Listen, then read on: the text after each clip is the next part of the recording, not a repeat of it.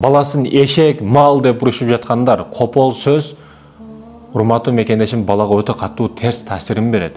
Копол сөздөр менен сөкпөш керек, урушпаш керек. Бүгүн күбө болуп калып атабыз. Жолдо кетип атып эле бирөөсү мал дейт, бирөөсүн эшек дейт. Өз баласын урушуп атат. Эненин сөзү, атанын сөзү дуа olarak кетет. Ошондуктан эмне сөз чыгарып атасың? Буга өтө маани бер. Жакшы сөз адамга күч кубат берет. Жакшы сөз адамга энергия берет. Сиз билбеген энергияны бересиз жакшы сөздөрүңүз менен. Жаман сөз карайтат жүрөктү. Ишке болгон шыкты алып коет, энергияны алып коет, демни алып коет. Ал эми пайгамбарыбыздан хадис бар.